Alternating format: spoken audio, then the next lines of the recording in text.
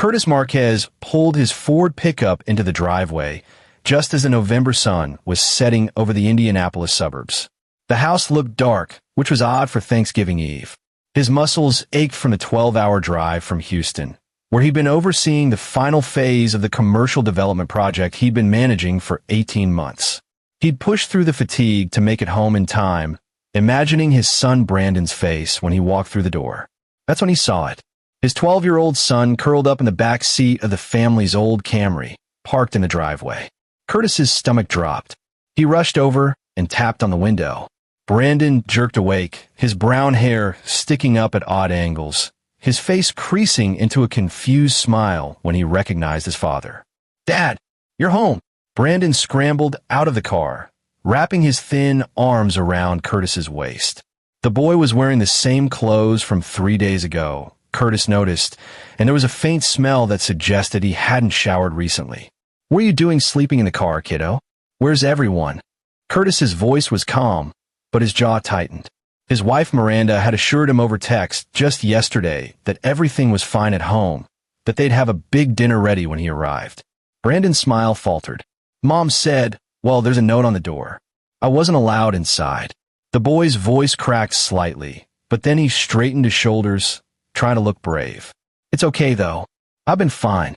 Mrs. Patterson next door brought me sandwiches yesterday and today." Curtis felt rage building in his chest, hot and dangerous. He guided Brandon toward the front door, where a cream-colored envelope was taped to the wood. He ripped it down, his hands shaking as he read the looping handwriting he recognized as his mother-in-law's. "Curtis, we've taken a family trip to Italy for Thanksgiving. Brandon is not welcome. We have our reasons. Deal with your mistake on your own. The house is locked. We'll discuss things when we return. Josephine, my mistake." Curtis read it again, the words blurring. Brandon wasn't anyone's mistake. He was the best thing that had ever happened to Curtis. A son from his previous relationship, Brandon had come into Curtis's full custody 5 years ago when his mother signed away her rights. Miranda had seemed accepting at first, even warm toward the boy. "Dad, don't be mad." Brandon tugged at his father's jacket. "I'm okay, really. And look," he pulled a crumpled manila envelope from inside his coat. "Grandma Josephine left her bag on the counter before they all left. I snuck in through my window to get my jacket because it was getting cold. The bag fell over and this slid out. I looked inside because I wanted to know why they hate me." Curtis took the envelope, his contractor's hands rough against the paper. Inside were documents, photocopies of legal papers, printed emails, bank statements, and handwritten notes. As he read through them under the porch light, his expression shifted from confusion to disgust to something cold and calculating. "Brandon, get your things. We're going to a hotel tonight. Are you mad at me for looking?" Curtis knelt down, gripping his son's shoulders. "I'm not mad at you. I'm proud of you. You might have just saved both of us." An hour later, they were checked into a Hampton Inn with a view of the highway. Brandon was showering while Curtis spread the documents across the queen bed, organizing them chronologically. His phone buzzed, a message from Miranda's brother, Garrett Moss. "Heard you made it back. Guess you found our note. Don't bother calling. This needed to happen." Curtis didn't respond. Instead, he photographed every document, uploading them to a secure cloud account. Then he started making calls. The first was to Neil Steele, his attorney and former college roommate. Neil answered on the second ring. "Curtis? Isn't it Thanksgiving tomorrow? What's wrong? I need you at the hotel in an hour. Bring whatever recording equipment you have." "And Neil, this is going to be the strangest case you've ever worked." The second call was to Marcus Lawrence, a private investigator Curtis had worked with during a construction dispute 2 years back. "Marcus, I need deep background checks. Financial records, if you can get them legally. I'll send you the names and details in 10 minutes. The third call was to his bank. He needed to protect his accounts.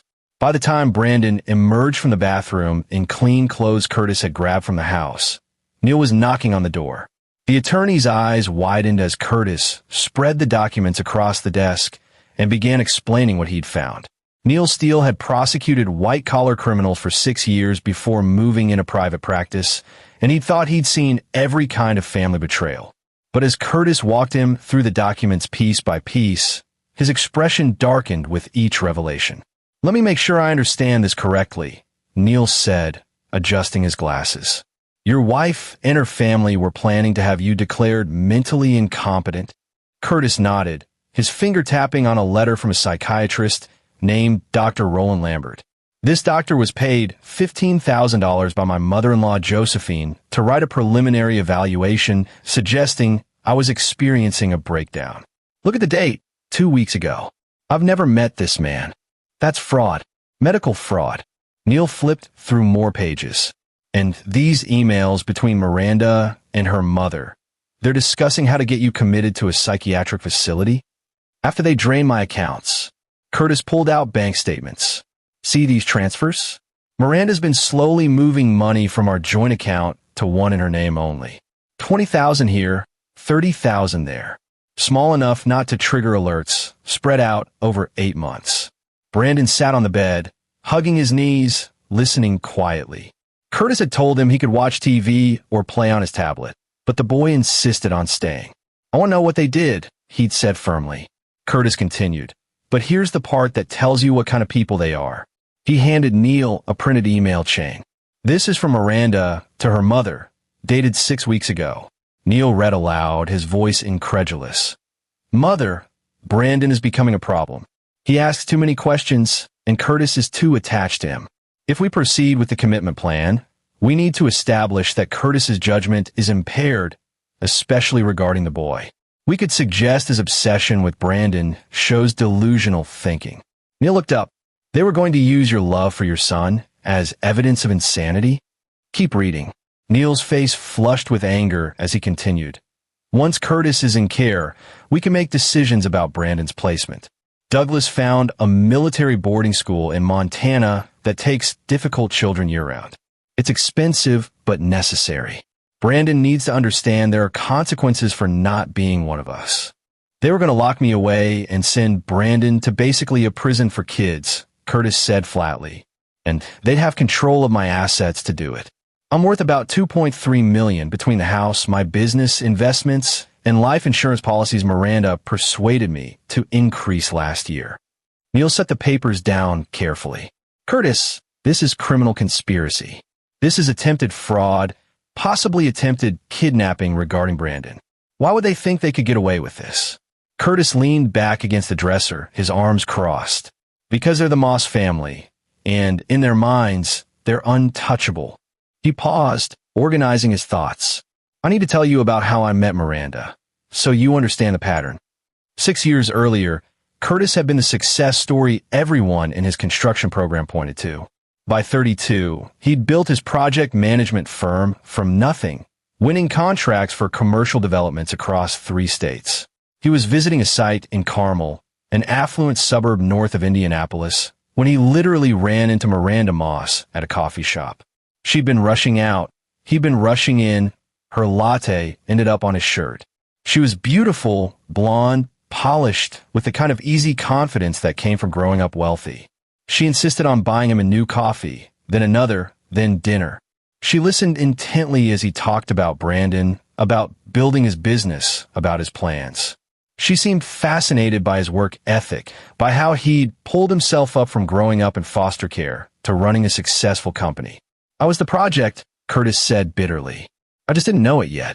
The Moss family had old money, the kind that came from 3 generations of careful investments and strategic marriages. Josephine and Douglas Moss lived in a 7-bedroom house in the most exclusive neighborhood in Carmel. Their son Garrett worked at the family investment firm, managing other people's money without ever really working a day in his life. When Curtis met them, they were polite but cool. He sensed their disapproval. He wasn't their kind. But Miranda had insisted she loved him, and within a year, they were married. He'd even signed a prenup to make them comfortable, though he'd had far more assets than Miranda did at the time. "The prenup," Neil interrupted. "Do you have a copy?" "In my safe deposit box." "What?" "Because if they were planning to have you committed, they'd need to circumvent it. Under that prenup, if you divorced, you'd keep your business and assets. But if you were declared incompetent and a conservatorship was established," Neil's eyes widened. "The family member assigned as conservator would control everything, And the prenup wouldn't apply because it's not a divorce. It's a medical guardianship situation. Curtis felt sick. Miranda was going to be my conservator. Unless, Neil said slowly, pulling out another document, she could make the case that she wasn't suitable because of emotional strain and recommend her mother instead. Look, here's a draft of a letter to that effect. She was going to play the grief-stricken wife who couldn't handle the burden. The room fell silent except for the hum of the heating unit. Brandon spoke up quietly. Dad, when are they coming back? Curtis checked his phone. Their flight back from Rome is on Sunday evening. They land at JFK at 9 p.m., then a connecting flight home Monday morning. Neil started gathering the documents. Curtis, we need to go to the police. Tonight. No. Curtis's voice was cold. Not yet. What do you mean, not yet? This is evidence of serious crimes. Curtis looked at his attorney, his expression unreadable. Because if we go to the police now, they'll get arrested when they land, spend a few nights in jail, and their expensive lawyers will get them out. They'll claim the documents are fake or taken out of context, or that they were just exploring options during a difficult time. With their connections, they might get reduced charges or plea deals. So what do you want to do? I want them to feel what they try to do to me. I want them trapped. I want them to understand what it's like when everything you thought was secure collapses around you. Curtis pulled out his laptop. And I want Brandon to be safe and provided for, no matter what happens. That's the priority. Neil hesitated. Curtis, as your attorney, I have to advise against any plan that involves breaking the law. I'm not going to break the law, Curtis said. I'm going to use it. Every single regulation, every loophole, every statute they thought protected them. I'm going to turn it against them. He opened his laptop and started typing. I spent 18 months in Houston dealing with federal regulations, customs issues, international contractors, and bureaucratic nightmares. I learned a lot about how the system works. And here's what the Moss family didn't count on. I'm smarter than them, I work harder than them, and I'm motivated by something they'll never understand, protecting my son. Brandon smiled for the first time that evening. Are we going to win, Dad? Curtis ruffled his son's hair. We're going to do better than win. We're going to make sure they never hurt anyone else again. Neil sighed, pulling out a legal pad. Okay, tell me what you need. Curtis's smile was cold. First, I need you to file for an emergency custody order preventing anyone from removing Brandon from my care. Then I need you to freeze our joint accounts. Not just pause them, legally freeze them with a court order based on suspected fraud. I also need you to contact the IRS. The IRS. Curtis pulled up another document on his laptop, one he'd found buried in the email attachments. Because Josephine and Douglas have been claiming my business expenses as deductions on their investment firm's taxes.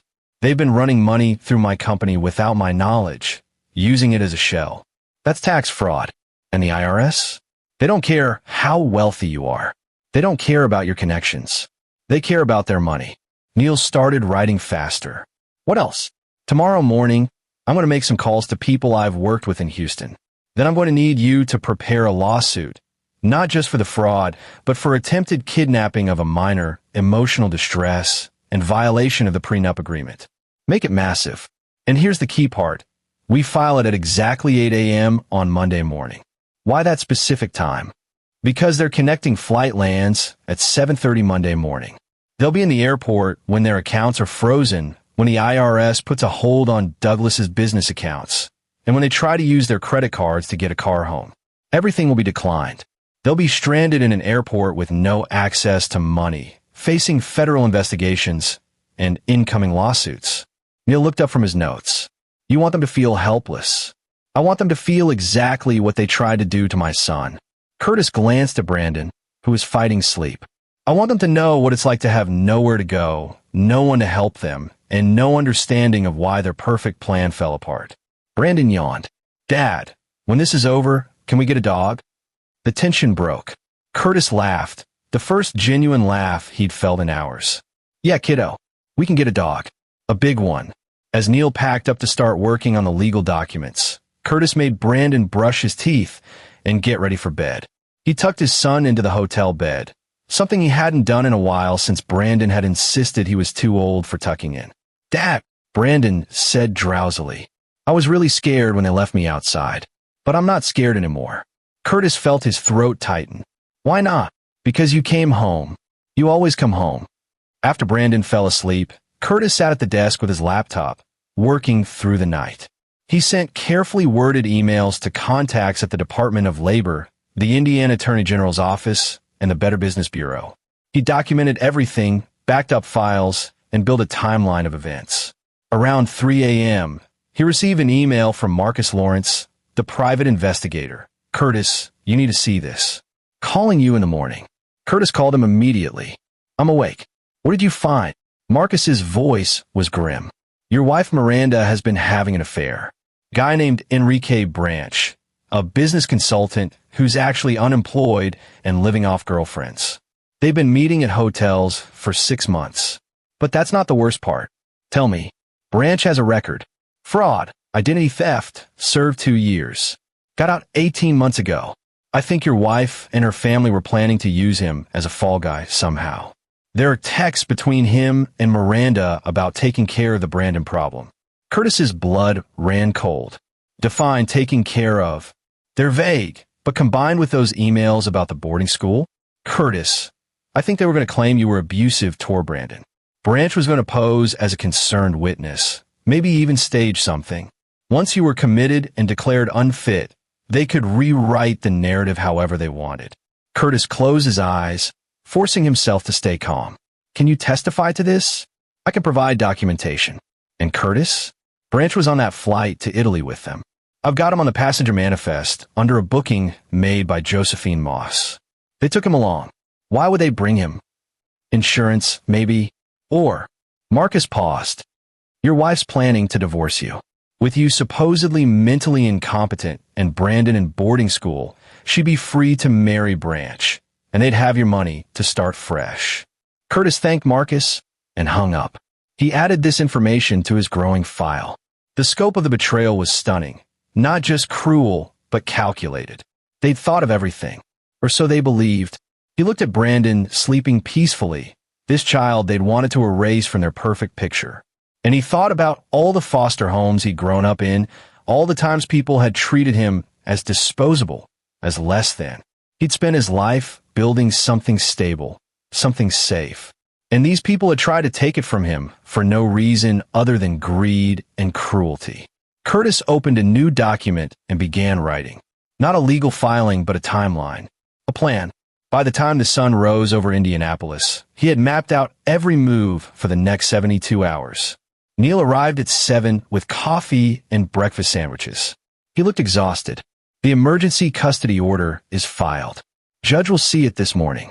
The account freeze will take until this afternoon, but it'll be in place by Monday for sure. I've got a friend at the IRS who's very interested in the information you provided. Good. Curtis woke Brandon gently. Kiddo, we're going to spend the day doing something fun. What do you want to do? Brandon rubbed his eyes. Really? But aren't you dealing with all the grown-up stuff? The grown-up stuff is handled for now. Today, I want to spend time with you. Tomorrow is Thanksgiving, and we're going to celebrate properly. They spent the day at the Children's Museum, then caught a movie, then had burgers at Brandon's favorite restaurant. Curtis kept his phone on, monitoring developments, but he focused on his son. He took photos, bought Brandon a stuffed wolf at the museum gift shop, and listened to him talk about school and his friends and the science project he was working on. That evening, back at the hotel, Neil called with news. The judge granted the emergency custody order. Brandon is legally protected. No one can remove him from your care without a court order, and given the evidence, that's not happening. Also, the IRS is opening an investigation into the Moss family investment firm. They're fast-tracking it given the evidence of active fraud. Timeline: Monday morning, they'll freeze Douglas Moss's business accounts pending investigation. It'll be one of the first things processed since we flagged it as urgent. Curtis smiled. Perfect. Friday passed with similar normalcy. Curtis and Brandon volunteered at a soup kitchen for Thanksgiving morning, helping serve meals. Brandon seemed lighter, happier than Curtis had seen him in months. They returned to the hotel for a modest Thanksgiving dinner Curtis had ordered from a local restaurant. Turkey, stuffing, all the traditional items. This is better than the fancy dinners at Grandma Josephine's house, Brandon said. mouth full of mashed potatoes. Those were always weird. Everyone acted like they were in a movie or something. Curtis understood exactly what he meant. Every meal with the Moss family had been a performance, everything perfectly plated and precisely timed. There was no warmth, just obligation and appearances.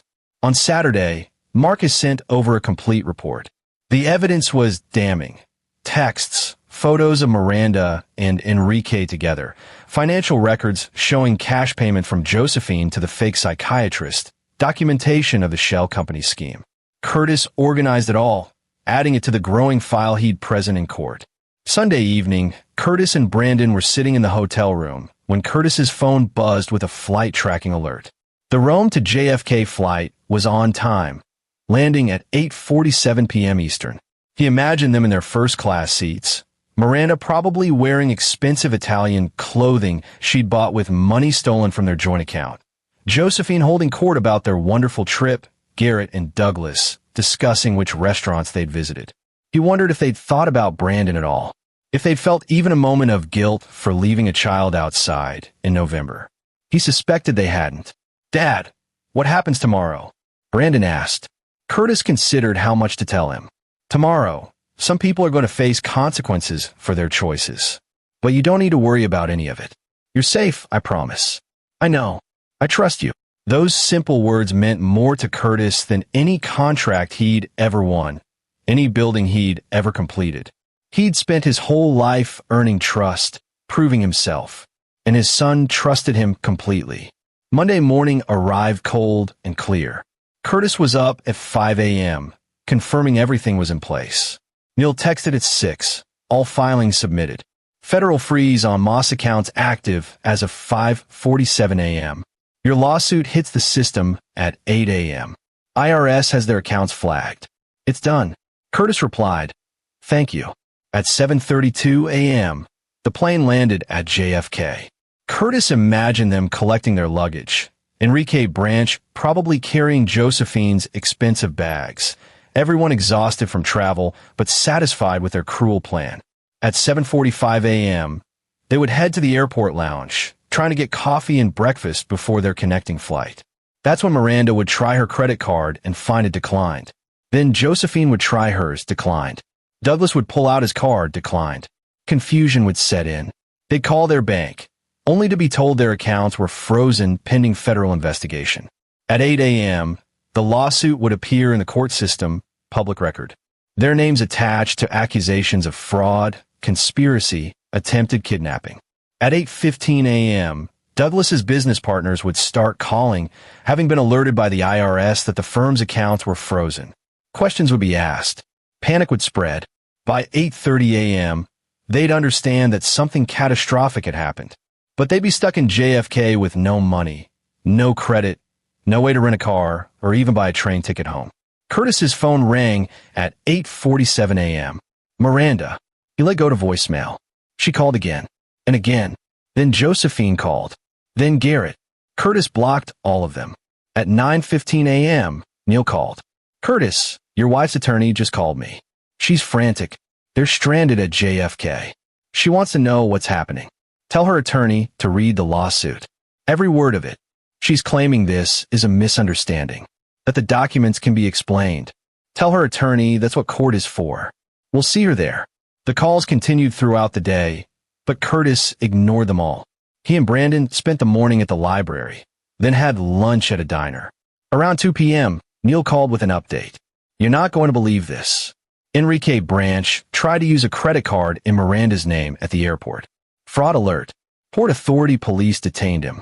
When they ran his name, outstanding warrant for missed parole check-ins. He's in custody." Curtis allowed himself a small smile. Good. Miranda is apparently hysterical. The family is trying to get a flight on someone else's credit card, but with the lawsuit filed and the federal investigation public, their friends are suddenly unavailable. They're stuck in New York with nowhere to go. Have they tried to contact Brandon? Miranda's attorney asked if she could speak to him. I told him absolutely not without court approval, which given the emergency custody order, won't happen. Curtis, they're starting to understand how bad this is.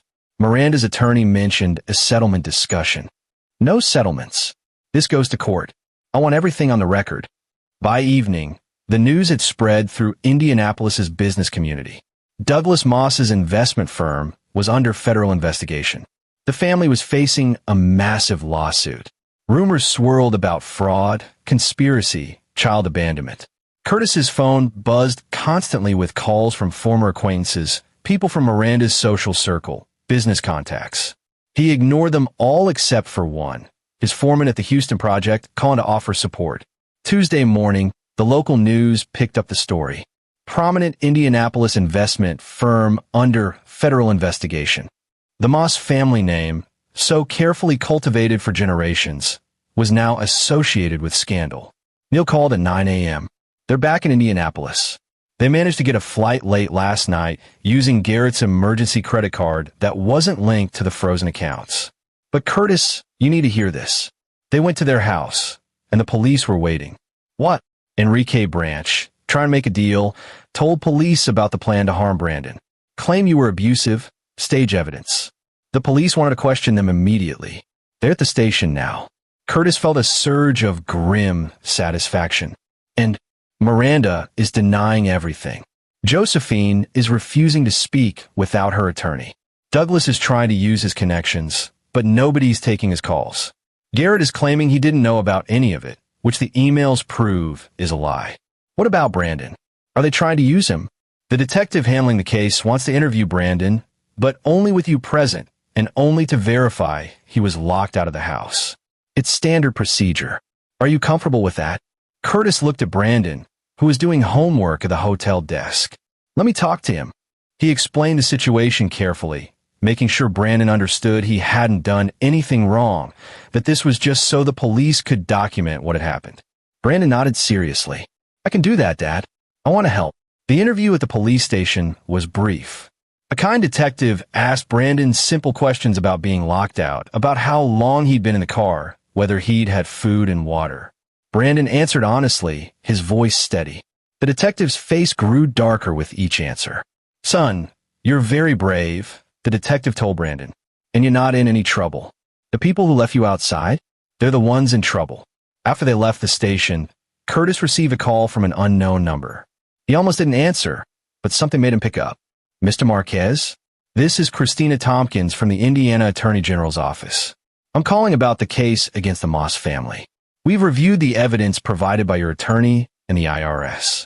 This is significantly larger than a family dispute. What do you mean? The shell company scheme they were running through your business? It's connected to at least 4 other businesses we've been investigating for money laundering. The Moss investment firm appears to have been operating a sophisticated fraud network for years. Your case broke it open. Curtis sat down heavily. How many people did they hurt? We're still investigating, but potentially dozens of clients whose money was mishandled or stolen. Mr. Marquez, we'd like to work with you on building the criminal case. Your cooperation could ensure they face significant prison time. Whatever you need, Curtis said immediately. I want them to pay for all of it, not just what they did to Brandon and me.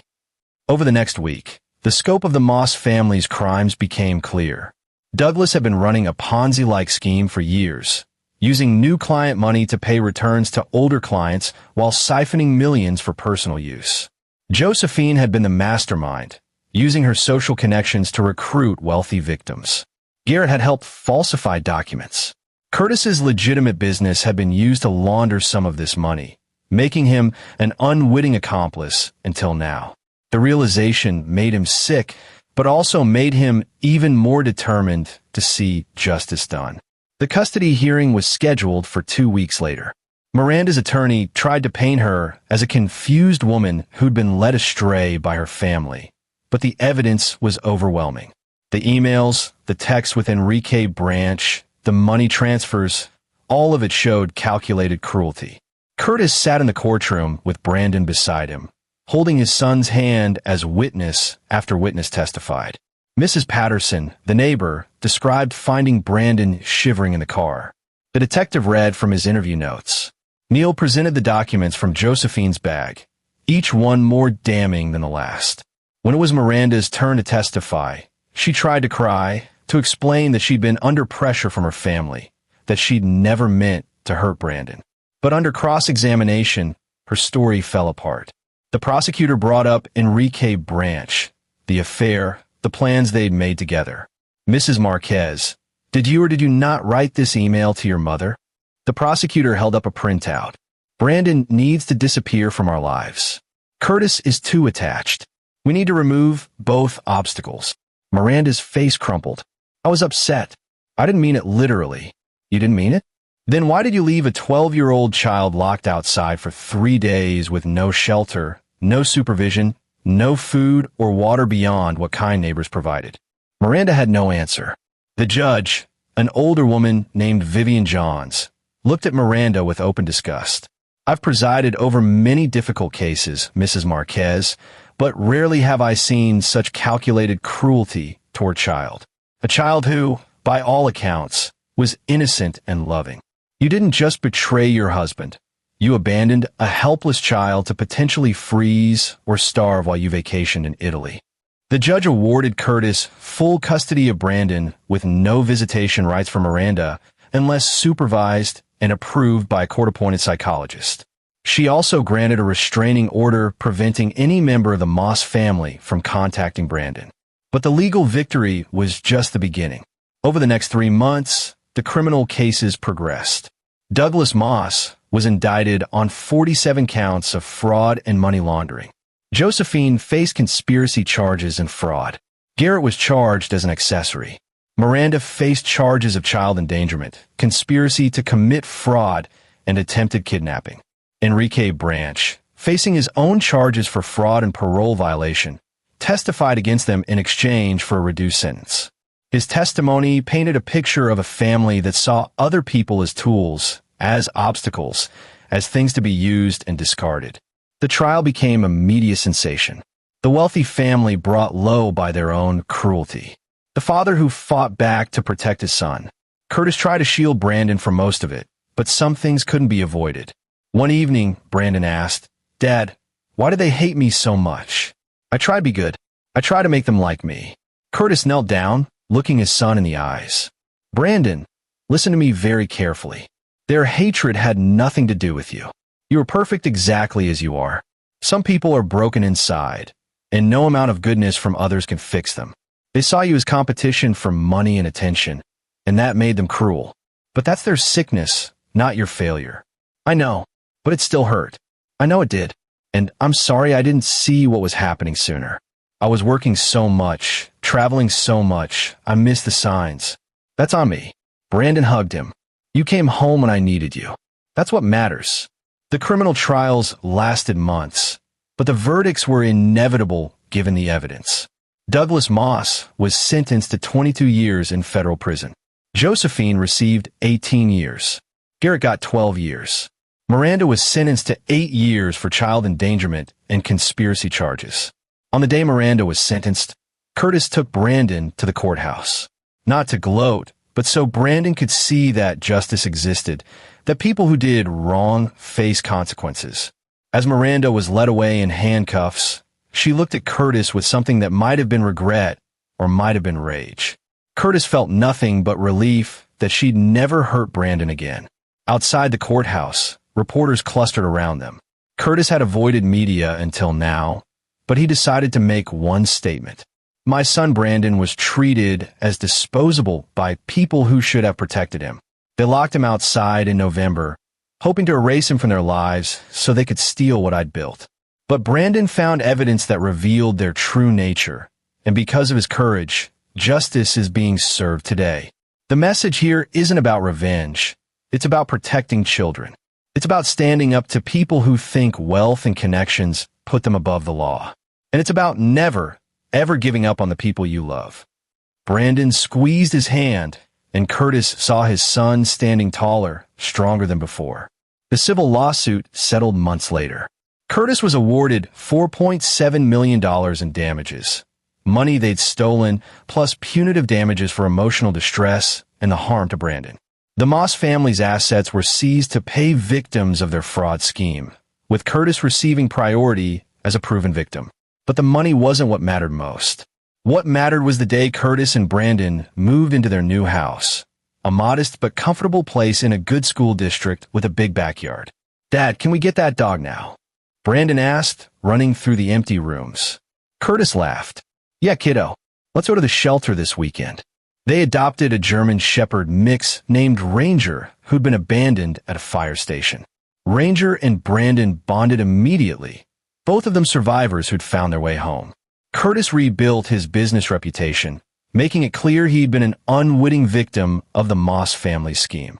Most of his clients stood by him, and new ones came. He hired a full-time office manager so he could travel less, be home more for Brandon. Life settled into a new rhythm.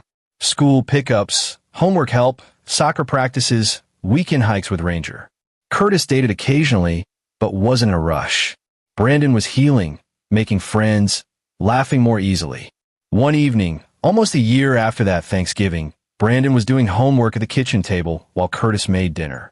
Out of nowhere, Brandon said, "Dad, I'm glad it happened." Curtis looked up, surprised. "What?" "The whole thing. I mean, it was terrible when it was happening. But we're better now than we were before. It's just us, and that's good. We know who we can trust."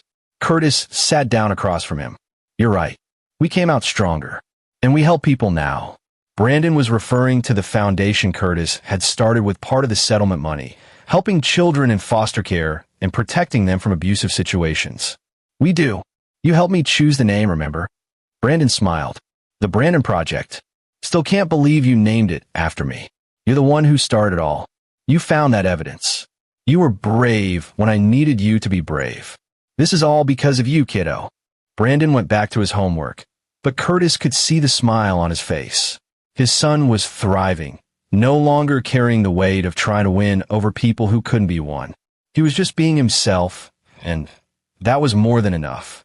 That night, after Brandon went to bed, Curtis sat on the back porch with Ranger at his feet. He thought about the envelope, about how close he'd come to losing everything, how close Brandon had come to being sent away to some boarding school prison where they'd try to break his spirit. He thought about Miranda and her family, now scattered in different federal prisons, their wealth and reputation destroyed. He didn't take pleasure in their suffering. He was too focused on the life he was building to spend energy on them. But he did feel satisfied knowing they could never hurt another child the way they tried to hurt Brandon. His phone buzzed. A text from Neil. "Just saw the news. 3 more victims of the Moss fraud scheme got their settlement money. That makes 24 families compensated. Curtis, you helped save a lot of lives by coming forward." Curtis replied, "Just did what needed doing." But as he looked at his house, at the light in Brandon's bedroom window, where his son was probably reading past bedtime, he knew it was more than that. He'd fought for something that mattered. He'd protected his child. He'd turned a moment of betrayal into an opportunity for justice. And in the end, that's all any father could hope to do. Inside, Ranger barked softly, wanting to come out. Curtis led him into the yard, watching the dog explore the fence line. In a few weeks, they were planning a camping trip, just the 3 of them, Curtis, Brandon, and Ranger. No one to judge them, no one to hurt them, just family. The past was behind them. The people who tried to destroy them were paying for their crimes. And the future stretched out ahead, full of possibility. Curtis smiled, called Ranger back inside, and locked the door. Tomorrow would bring new challenges, new opportunities, new moments to build on. But tonight, everyone he loved was safe under his roof, and that was all that mattered. He'd come home for Thanksgiving and found his son sleeping in a car. But he'd also found the evidence that would set them free. And in the end, they'd found something even more valuable. They'd found themselves stronger and better than before. The Moss family had tried to make Brandon disappear. Instead, they'd disappeared themselves, victims of their own cruelty. And Curtis and Brandon, they were just getting started. And there you have it. Another story comes to an end. What did you think? I'd love to hear your thoughts in the comments below. If you enjoy this story, consider joining our community by subscribing. It means the world to us. For more stories like this one, check out the recommended videos on screen. And I'll see you there.